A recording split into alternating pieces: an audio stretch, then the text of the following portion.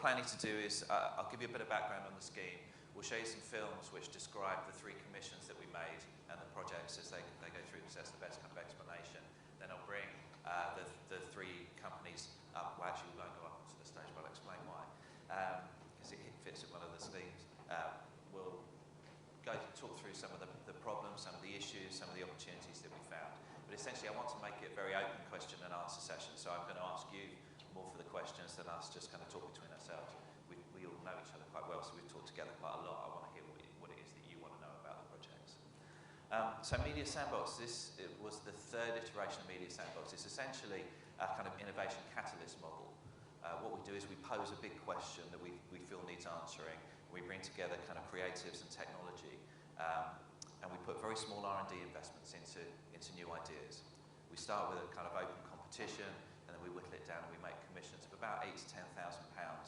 And we work in a very kind of open innovation, community-based methodology.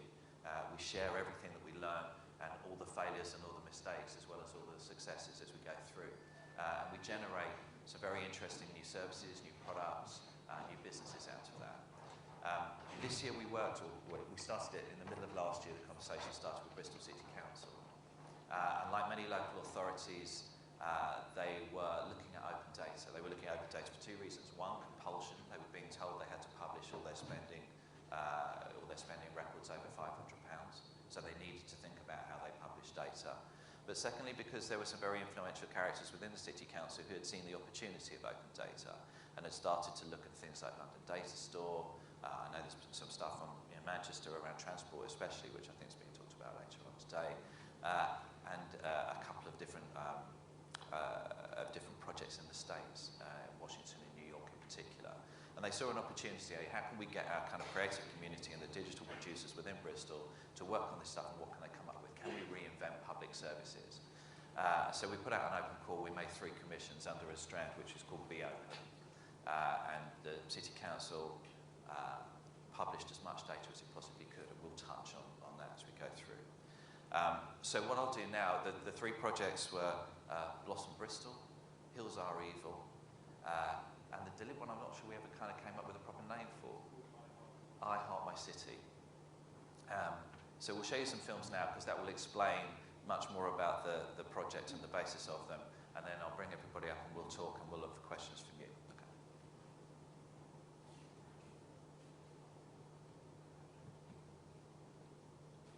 DLIB is an online digital democracy agency. We provide software to help local and central government consult with the public and help form opinion, which will then help form policy. We believe in the strength of the voice of the people. What do I think that the council spends money on? It's hard to tell at times. The recycling and the rubbish and everything, that's always fantastic in my area. Couldn't really say. The roads are quite nice. I think they've done quite well in this park. I'm quite pleased with the way they've spent their money. I'm not quite sure exactly where it all goes. I mean, you get a broad sense of it, but not in any detail. The project was originally intended to be a map with the financial information plotted upon it. So different categories of spending would be visualised in a very sweet way to make it very understandable and easily accessible by the public, who don't necessarily engage with tables and charts of information. I do think it's important that the public know actually what some of their money is spent on, and that it is being put back into the community in a really positive way. I think the more you can hook ordinary people into the whole kind of understanding what money gets spent, how it gets spent, that's going to cut against people being passive and feeling disenfranchised from it all. Sadly, because there's a challenge with open data, we weren't able to actually get the location data we thought we could, and the data itself was focused in a very particular direction. We've now evolved the project to a point where we're putting together a set of visualisations and recommendations for the local enterprise partnership, which is for regional councils and local businesses to help foster jobs and development throughout the next 20 years. So we're putting these visualisations together for them so that they can understand how each council differs and help set a standard. So in future they'll know what they're all up to, but they'll also help get open data into such a shape that other organisations like ourselves will be able to undertake projects like this. So one of the most exciting things about the DELIB project has been bringing council finance people and accountants into contact with one of the country's leading digital democracy companies. And whilst we've made some progress during the project, we're really just at the start of what might happen next. In the era of austerity and budget cuts, it's really important for people to be able to really truly understand what is being cut and what has previously been done in their area, so they can have a very clear understanding of what it is that's going to happen. I think it is a good thing that the council releases more of its data. Sometimes it's not easy to grasp. I mean, that's certainly a fact, but sometimes we have too much information and actually obscures what's really going on. If the data is presented in such a way it's open to interpretation, it's quite dangerous. So we would like to be able to contribute to the opportunity to say, in actual fact, this is a good way of presenting your data so it isn't open to wild and crazy readings. An interactive map would be great because I could see exactly where the money is going. My money is going. I think it is important. I think we need to trust the council and we need to trust the government that they are spending our money wisely. I would like to see the map put on the internet that I could access and see how the money's being spent, because I do pay council tax, there's a lot of money. Well, this visualization map, I think, makes a tremendous amount of sense and has, you know, an immense number of possibilities in terms of giving information from a transparency point of view.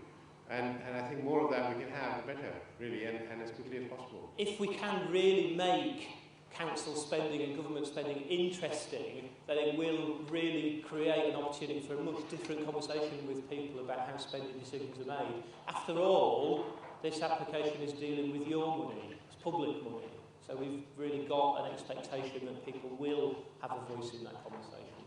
Originally, we'd intended this tool to be embedded widely so that a lot of people could take part in the consultation. The way the project's evolved means that what we're producing is inward-facing for the LEP, but our hopes for the future are that we would be able to create the standards well enough that the data will get created in the way we need it, so that we can produce this tool and we will be able to share this information with the public in lots of different places, on newspaper sites, on neighbourhood partnerships, on Facebook, so that everybody can take part and have their say.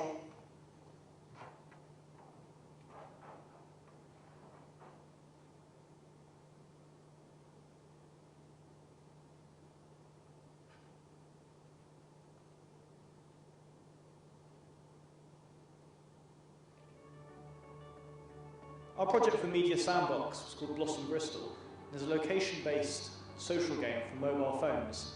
In it, players have to plant virtual crops across the city of Bristol, and these crops will grow or die depending on real-life data values we get from the Bristol City Council. These data values might be air quality, river quality, or general weather. What Mobile Pi have done with the open data that's coming out from either the council, the environmental data, it really shows how it can be used creatively and excitingly, and that we can all start benefiting from us opening up our data sets. One of the aims of the game is to engage users with real-world data they may not otherwise come across. For instance, people may not know that pollution levels at the end of their street are higher than in other parts of Bristol, or that the river quality nearby is exceptionally good. We were to engage with people with what to be quite stuffy data in a fun way.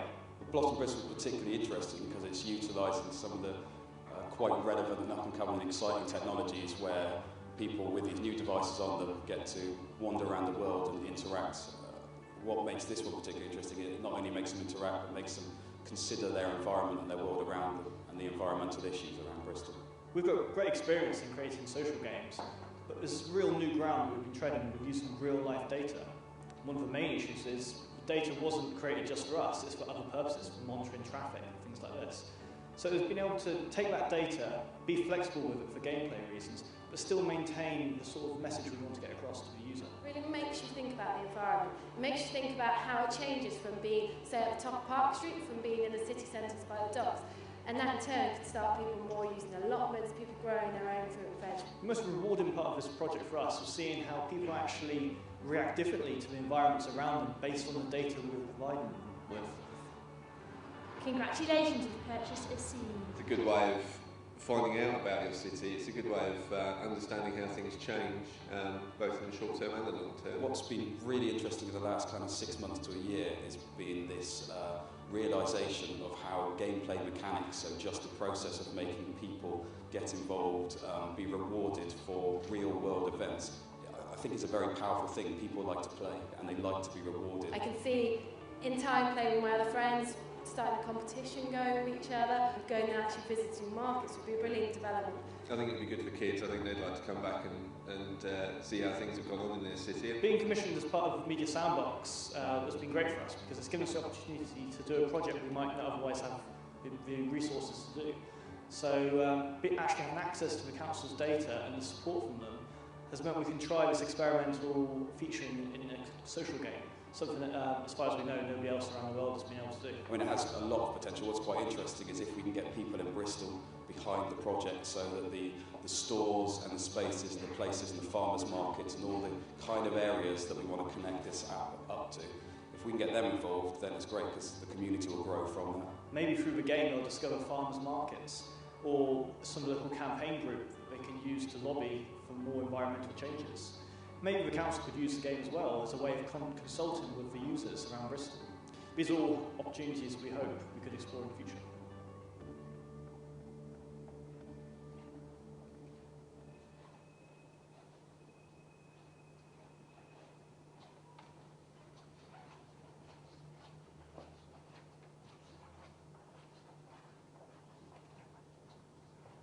Essentially, Hills Are Evil is a tool that allows people to plan routes around different topographies within a city. So this project has originated largely from personal experiences and talking with other people with restricted mobility, typically wheelchair users, who we often encounter problems when travelling between 2 points. Sometimes there's an unexpected hill or a series of cobbles or some steps, which kind of can make it impassable or maybe just awkward. And we see it as a tool that they can have with them, sort of on a mobile device, a mobile app that allows them to get from A to B, essentially, given their certain restrictions. Underpinning the Hills Are Evil application is geolocated data. This is the position of obstacles, hills, cobbles, drop curves. There's no applications at the moment available specifically for wheelchair users with regards to any sort of terrain, really. If I'm going on a journey, sometimes it can actually be dangerous getting out of the car to find an awful lot of cobbles or hills either up or down. The core premise of the application means that actually benefits could be provided to different groups of people. Mothers pushing pushchairs, cyclists, skateboarders trying to hunt out the best slopes. In the future, we will open up the core application and the data to enable these other applications to be created. I think this app is fantastic. I'm a regular cyclist, and some days I like finding where the steep hills are to give myself a workout, and this app allows me to do that. But also, if I'm feeling tired, I can find out the flat routes to get home. It's a fun application to use. It's easily accessible. Using it doesn't make me feel like it's aimed specifically for disabled people, and that makes me feel like it's not putting me in a box. So often on mobile phones, smartphones these days, there's something called an accelerometer, which is effectively a motion sensor, and we can use that to detect the kind of vibration and infer the characteristics of the surface, and we can feed that experience back in for other people to reuse. Personally, I've been trying to get a project of this nature off the ground for a number of years, but we've never had the commercial support, so it's been fantastic to kind of receive the approval from the council via this Media Sandbox Commission to actually make this a reality. So what the Bristol City Council have done with opening up their data sets like they have, this Be Open data, we think is fantastic. It sets us off in the right direction, and then we can take it forward and do what we want. We try to achieve our goals of getting this information and these tools into the hands of real people. Overlays project really has tapped into something that is just such a practical, useful way for people with limited mobility to navigate the city in a way that will make such a difference to their everyday lives. One of the interesting things that we've done is we've actually created new data which we will ultimately feed back into the council's data, which will allow other people to build other applications that we'd never envisaged at the start of this project. I really hope in future that this app can be developed so I can give my own feedback on the state of the roads in the city. Being able to tell people where there are potholes or where there are some seriously steep hills would really be of benefit to me, and I'm sure other cyclists as well. Just don't like putting myself in a position that's going to be dangerous, and if the application can take some of the danger out of that, massive advantage. Generally, people have been surprised that this idea and technology doesn't already exist. You can select a route to say I'm going by car, I'm walking. You can never really get any indication of what the characteristics of the route are going to be like. So Overlays project is a really good example of something that is inclusive and creates a better service for everybody. The next thing we want to do is to take this idea, this application to existing mapping providers and to show them what can be done and to help work with them to get them to incorporate the idea and concept into their own platforms. Our goal is to actually make people's lives better. There's this information out there, and it's not like this technology is impossible. You know, it exists, and we would like to put it together and get it out there and have people using it.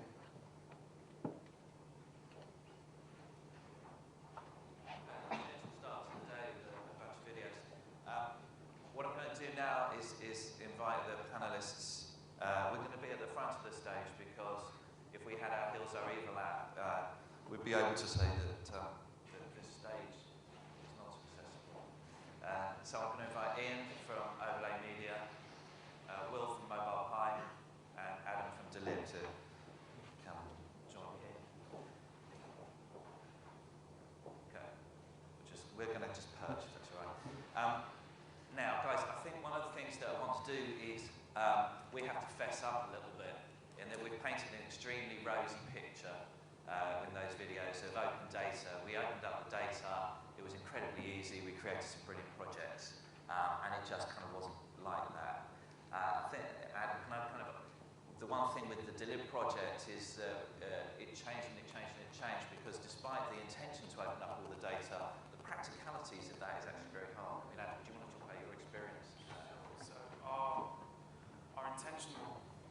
our original intention was to create context within budget data. So Bristol's original kind of ability for people to get online and say things about the budget was just a WordPress site with the ability to put comments. So what we wanted to do was to provide a map and to visualize the spending so that people could understand what spending was going on in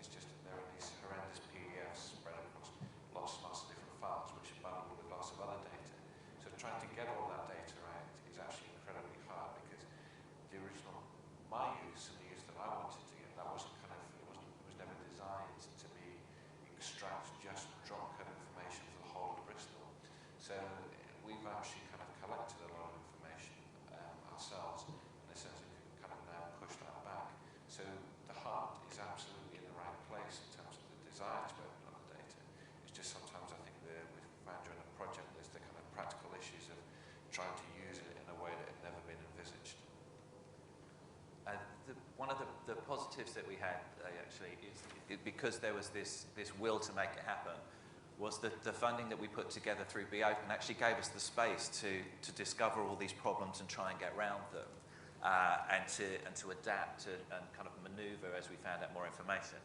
I mean, Will, do you want to talk about the experience of Blossom Bristol? Because that was one where we started with a very clear idea and then had to kind of bend and manipulate depending on what we were able to get hold of and what we were able to find. Yeah, so we probably took a slightly different approach than most of the two other projects, in that we looked at what data was there and designed around that experience.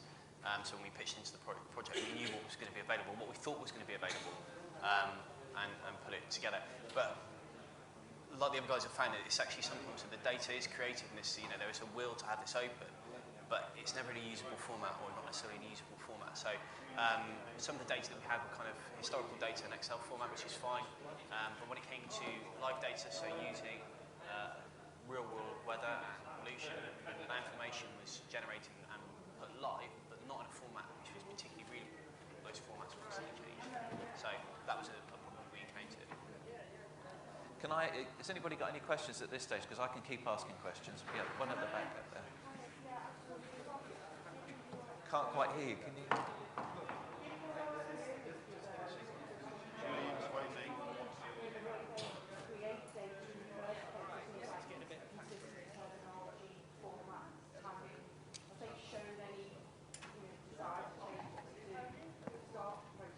Yeah, I think so. I mean, Adam, do you want to comment on that? Because your project most influenced that. Yeah, so we kind of had to amend the aims of our project, and so what we wanted to do in the end and what we ended up doing was providing a toolkit for what would be useful when publishing data. And Bristol Council have been very, very kind of interested to understand about how they can make their data usable so that in the future people can build apps, because there's a real kind of, like you said, there's a real intention to get the data out there, but there's also a big disjoint between the intention to get the data out there and the amount of people who are building apps for this that are useful, because there's a huge disjoint between the usefulness of the data and building a good app that demonstrates how good it can be to get this data out there and get people using it. So Bristol City Council are actually speaking to us. We've given a set of recommendations, and you can find it on the Delib site, of how to publish data, how to work with local partners so that your data sets that you're publishing and their data sets are actually using similar coding and similar terminologies, so that you can actually get something that's comparable to each other. There was another question. Yeah. Did you come across many sort of private companies that the council had paid to gather information? Like in Derby, I've tried to do some research of like where traffic data and population data comes from. It's gathered by the council. Just pay a shed load of money to a company to provide that based on tracking cameras around the city. Did you have any trouble kind of getting in touch with people like that who were very protective over the data? I didn't myself get in touch with people to get hold of the data. I think that if they're kind of doing it on behalf of the council, then it needs to be the council's data that they're owning it. So in terms of your question, I can't really answer it in terms of we didn't experience that problem. When we made our recommendations, we looked at the local enterprise partners around the Bristol area, so South Gloucestershire and things like that, looked at their 10 most frequently used external suppliers, and then started comparing the data with demographic information around population and how much is spent by each council. Yeah, I've got some comments now. One of the things that I kind of wanted to do at the start was to also factor in other things, so not just kind of elevation and terrain, but also maybe where awkward places to cross roads were. So I wanted to get access to traffic information. Now, the traffic data exists. The issue is that it kind of comes under this whole, that data is sold to companies who provide sort of satellite navigation systems, so it's kind of, the data has a considerable value to it. I also wanted access to live information about buses, and that in theory might be available in the future, but the only reason it's been held up now is because of legal issues to do with the fact that the bus company is this private bus company that's subcontracted by the council, and when the contract was originally originally drawn up a few years ago, the council didn't, in a sense, at the time realise the value of that data, and therefore it's owned currently by the private bus company and so on. So there are issues there. I think we come across it a lot where there was data being collected by a particular organisation who'd never felt that they ever needed to let anybody else use it. There may be absolutely no value to it beyond their use, but it was going to be protected. Trying to find out who owns the third line on all of the bus information systems is almost impossible, because you enter this kind of cloak and dagger, smoke and mirrors world where nobody will tell you, and it's all this is a place where we want to show information. So I think it's about culture change as much as anything. It's worth noting that in London, I'm pretty sure that all transport companies that want to have their contracts renewed have to agree to make the data that they're using open. In London, all of the transport companies who want their tenders renewed and their contracts renewed have to make their travel data open. So it's kind of crossing over into the private sector as well. Another question. My own experience, I work for council, Salford Council. It's interesting what you're saying about the spending data. I work for the IT department, and we've been, working with Julian and other authorities in Greater Manchester to try and get the data out there on our website. But we are the IT department, we're not the business, and the organisation as a whole still hasn't got that idea at all about open data and the benefits of it. And I know we've had a big wrangle with our finance department because they've actively hidden their spending data on the website. They put it about 5 levels down, and we said, well, come on, put it on our open data page. No. They didn't want to do that, so they're just paying lip service to it, and they just don't understand. There's practicalities around it as well. Yeah. I was speaking to a London council the other day who said that every time they publish their spending data, they give it to their community, to their communications team first, and let them sit on it for 3 days so that they can locate any questionable data, so that they can already make a press release on anything that's going to be questioned. So it needs to come from the top down. We found out, we had the leader of the council, the chief executive of the council, we had all these people saying we want to make this open, but as you go down, there's still this kind of difficulty within the culture, and there's the kind of Daily Mail fear factor of, if we put this out, what if someone finds out how much we spend on?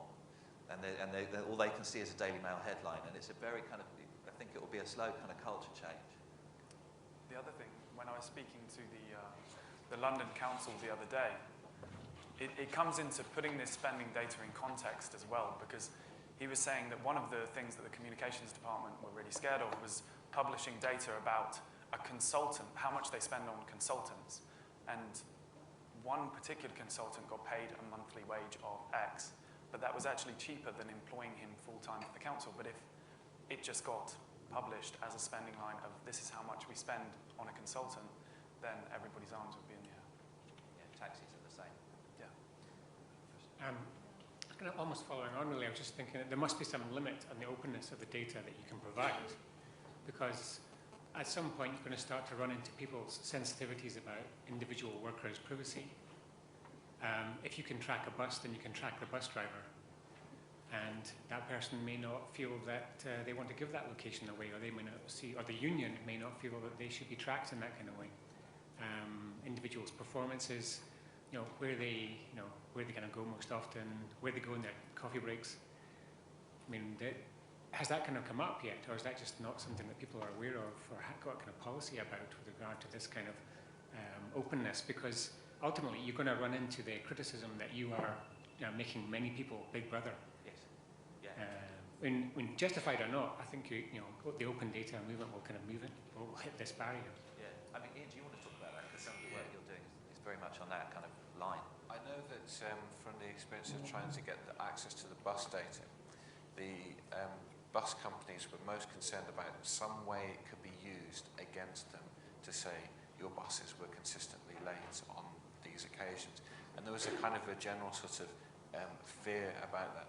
I mean, taking it a kind of a step further to how you could kind of potentially misuse that data to track an individual driving a bus. I mean, it's a kind of an interesting thing that I hadn't kind of considered, almost like going making that extra step to consider how the data can be misused in that way.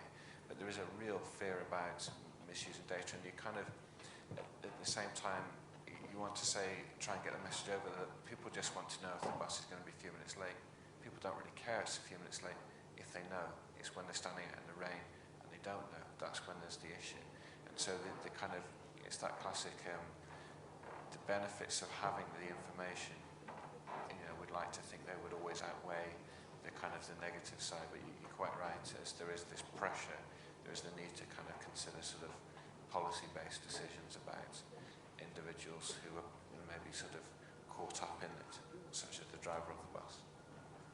Yeah, I think within this session, what we did was we took out anything that had personal data in it. So there was a kind of, basic privacy that was done, but the whole area that you're talking about is a whole kind of new field of kind of ethics that's only going to be discovered by pushing at the edges in this way, I think. So interesting. Yeah.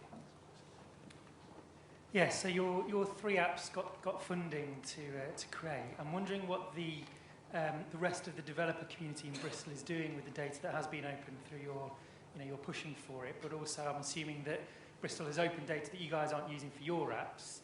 Are there other developers using other bits of data in Bristol for their own apps? How is the developer community in Bristol, and how is it growing? I think the idea of this session with the Be Open session was to try and kind of spark it. So the City Council has put a whole bunch of data on its website. It's in a variety of different forms. So I think it's very much a kind of evolving situation in that there's some up there which is a bunch of PDFs. It's not much use to a developer, but they've fulfilled the necessity to publish a piece of data. So I think it's kind of really early days. The whole idea of linked data, that you have 2 data sets that you can compare and create something new out of. Well, you need 2 data sets that actually match each other and are in a format. So I think what it did was it sparked interest. It was a kind of a big finger that said, over here, look at this is something interesting, but it's very kind of early days into how far we go next. I mean, Will, have you got a kind of a view on that in terms of the kind of gaming world or using the location-based? Yeah, so we have used commercially some of the things that we've done off the back of this project. Not necessarily on the open data, or using that data, but using the mechanics that we employed to encourage people to engage in the experience of the data. So what we aimed to do with what we were creating was how to get people in and playing and interested in the data without it being kind of like an educational title. But in terms of what it sparked for us has been an interesting or a different view on how to get people to do things and do it not necessarily through a coercion but through a kind of interesting play mechanics. So in terms of what we've actually done and what the developer community and what we're doing around us has been more about the application of the specific mechanics rather than the open data itself. Another question?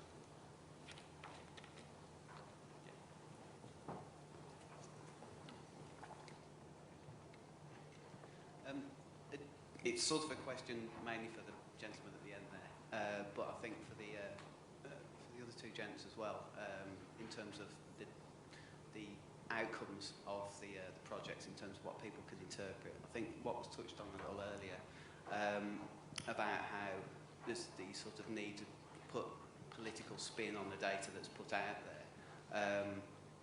Whether you think that's necessarily a bad thing, because I think that the lady in the video was saying it was very important for the data to not be laid out in a format that wasn't open to misinterpretation. Now, I'm not quite sure what she meant by misinterpretation, but I think a lot of people find having some kind of spin on things helps them understand the data, no matter how well it's presented. If you could tell people that spend per head in Bristol was £110, I don't know what that means in relation to other councils, in relation to Europe, whether it's up or down or that kind of thing, and whether there's pressure from the councils or whoever to just be worried about, as you say, the Daily Mail headlines and that kind of thing. But as I say, I just wonder, was there any pressure from the councils to influence the presentation of the data over and above just doing press releases. Does that make sense? Yeah, I think that one of the things that we suggested in our kind of ingredients for a killer app and how to release data for a killer app is that you actually need to, I wouldn't call it spin, but you actually need to have a strategy for releasing the data. And at a departmental level within local authorities, you need to sit down and say, okay, what data are we going to release that is actually going to be able to put context, you know, without having to go to other councils and things like that. So understanding the strategy for releasing data is kind of the base level of what councils should be doing. And that's not spin, it could be interpreted as spin, but it's making it useful. I think when we went into this project, the City Council were very open to you know, what was going to come out, but we wanted to commission things that had a kind of positive view to it. For us, the kind of we called it the moral panic generator. It's very easy for you to get crime figures, drug use, you know, all of those things, and create something which is basically the Here Be Dragons app. Don't go there. And we were keen to avoid that. So whilst, you know, it wasn't necessarily spin, we went into it on the basis that we want to try and create something positive out of it. I mean, with what we did, was we were actually actively questioning the quality of the environment around the user. One of the intentions with the data that we were presenting it was not necessarily to spin it in any manner, but just here's the data set, and here's how it influences this game world. Engage with that, learn and experience it. And then if that brings questions into the real world about, okay, why is pollution here, as Rich said, you know, in this particular point, why is it higher, then that's a good thing, you know. It's really, for us, what we were doing was, okay, here's the data, here's the format, play with it, engage and understand it, and then what comes of that is, you know, hopefully a positive thing. Any more questions? Hello.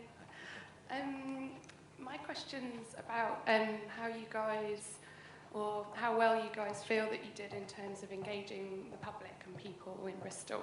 If you could talk a little bit about sort of how well you felt your projects sort of did that, and if you did them again or on your next projects, what you might do to, what you might do again or what you might do differently.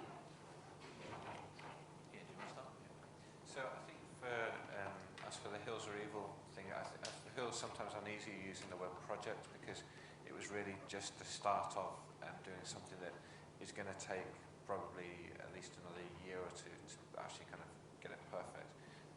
So there were two kind of objectives. One of the objectives was to kind of create this tool which allows people to kind of visualize and understand the characteristics of a route. And we kind of made an initial release of that, and then we've kind of gone through it as a private trial that we have going at the moment. If anyone wants access to that, send an email. I'll give you the username and password. But we've also been approaching the big mapping providers with the aim of you don't need to go to the hillsreevil.com site, you just go to use your kind of Google, your Bing, whoever, and you get that there. So in order to do that, we've been working with individuals. My motivation is wheelchairs. You know, I haven't touched on anyone else, any other user groups. So we've had a lot of feedback from people using the apps from that. But in terms of the wider rest of the UK, we might be having a project in Edinburgh that replicates what we did in Bristol later this year. So we got to the point with our app, which was an open beta. It's available now on the Android App Store, so if you've got an Android phone, you can use it. But you also need to buy it's free, but you have to buy a ticket to Bristol to use it.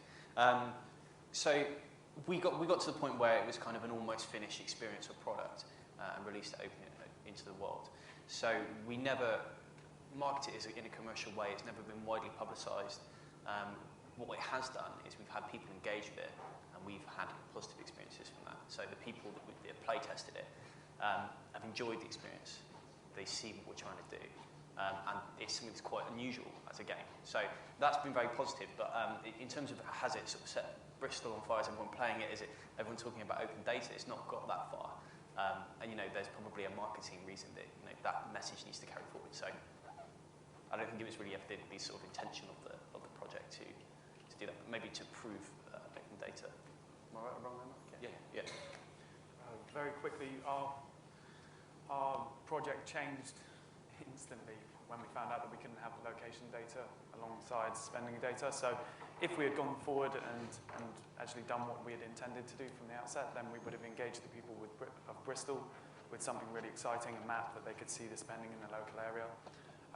Hopefully what we ended up doing feeds into the greater good, because we've set out lists of a list and a document suggesting how councils can make their data useful for people to build apps to engage people in the future. We're speaking to various other councils, and one council in particular, about doing essentially what we had intended in the original instance of the project with their data. And the first thing that I sent them was that PDF to say, make sure your data is this, otherwise we go no further. I think to be clear, the kind of expectation of the Media Sandbox is to create proof of concept. It's about experimenting where you think you know where you're going, but knowing that you'll probably change as it goes along. So in some senses, we've succeeded in creating 3 projects which are at a point where they can move forward. We weren't necessarily expecting any of them to get to a kind of full launch and the whole population of the city using it, although clearly they're on a path where they can get there. I think we've got time for one more question. We had, there was one around there, but... Okay. One more, yeah. Kind of, I was just trying to make it more concrete, but maybe you've answered it in a way, which was just to ask you to be more concrete about the numbers of people who you had not directly recruited yourselves to use your system, or systems. Because obviously if it's like less than 10, then, why should we care? Presumably it's higher than 10, I'm kind of hoping for a bigger number too.